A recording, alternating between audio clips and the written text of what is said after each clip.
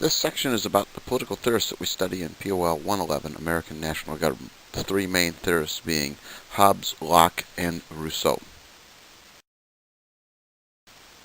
There are those out there who will say that our American democracy is uniquely American, but I beg to differ. I believe it comes around from the ideas of Europeans and how they responded to kings and royalty and the idea of divine right of kings. Let's look at the divine right of kings while we're at it. This came about from Bossuet as well as Baudin, and it's an application of Roman law justifying the king's absolute authority over both political and spiritual matters. This was the conventional wisdom of the time in Europe. By conventional wisdom, it's what everyone believes. Conventional wisdom at the time said the church, and especially the Catholic Church, was absolute. Therefore, in France, this made perfectly good sense with Louis XIV. Along came a gentleman named Martin Luther about 1517 who challenged the conventional wisdom of the Catholic Church as well as the corruption and the abuses in the selling of indulgences and said, look, there's a better way. This carried over even further. It carried over into England after the Reformation in England of Henry VIII, where he basically told the Catholic Church where to go and how long to stay there, and that he was going to do his own thing and have his own divine right of kings, that he was head of church and state. But there were those groups that disagreed, the ideas of political descent through religion, with the Puritans in particular wanting to purify the Anglican Church of all aspects of Catholicism. This was also a time of the Enlightenment and the scientific revolution, and therefore we have ideas coming through which is called the social contract, which is the basic agreement between the people and their leaders.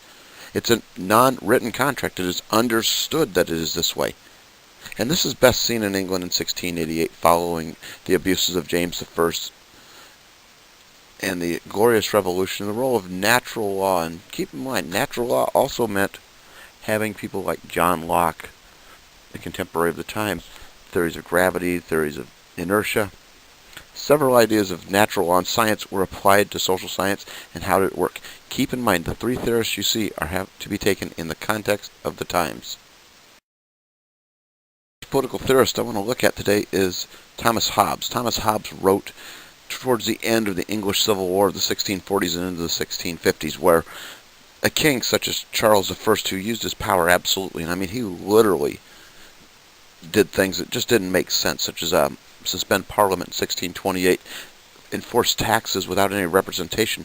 And Parliament got tired of him when he recalled Parliament, what they called the Rump Parliament. They just threw all of England into a tizzy, into a civil war between the Puritans and the supporters, the Cavaliers of Charles I. Well, Hobbes lived through this time, and he took the social contract as he knew it and applied it that the subjects surrender their freedom for protection from the abuses of the government. Even if the government may not be the greatest, it is still better than an abusive king. And wrote so in Leviathan that life is a state of nature that is dangerous and warlike. Very harsh times, very dark, dank.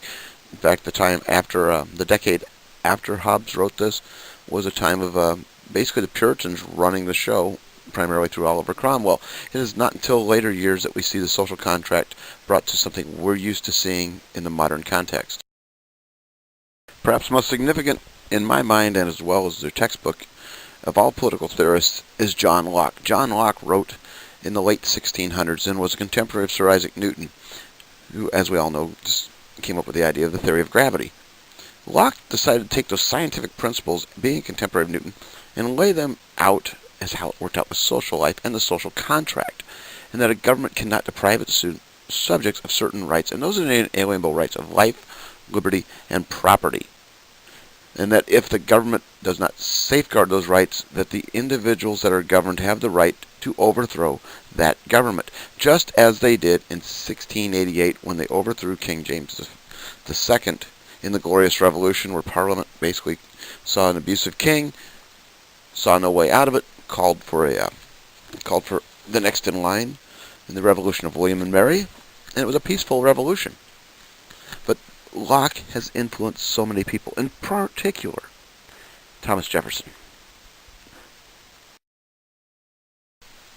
A third philosopher we need to look at wrote in the 1760s as part of the Enlightenment. And the Enlightenment was this era where everything was questioned.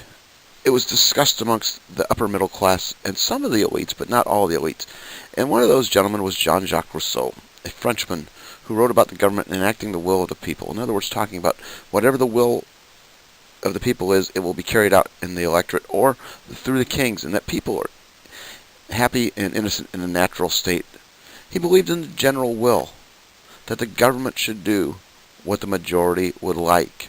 This is a time where Louis XV, XVI were both in power in France, and as we all know how Louis XVI ended up with the French Revolution, it did not end well for him, as the monarchy in France at that time did not pay attention to the will of the people. But not least is how all these three philosophers apply to American politics. Keep in mind, America was part of the great English Empire until the 1770s.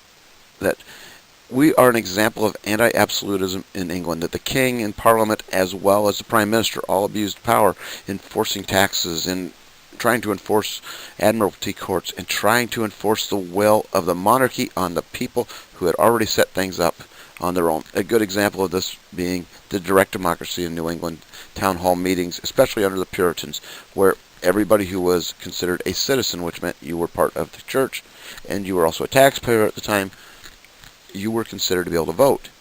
Well, that evolved eventually and went into what's called representative democracies. The House of Burgesses in 1619 in colonial Virginia is a good example of this, and how we worry about having direct versus indirect democracy. Today we have indirect democracy and vote directly for our representatives. We don't have one person, one vote. So if we don't like what Congress says, well, this state had 560 million votes versus 460 million votes, we know what we have. We voted for an idea or a person, but not for a specific bill.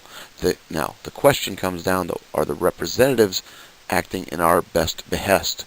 That's been the long-standing question of a republic. We have a republic and not a direct democracy, as many people think.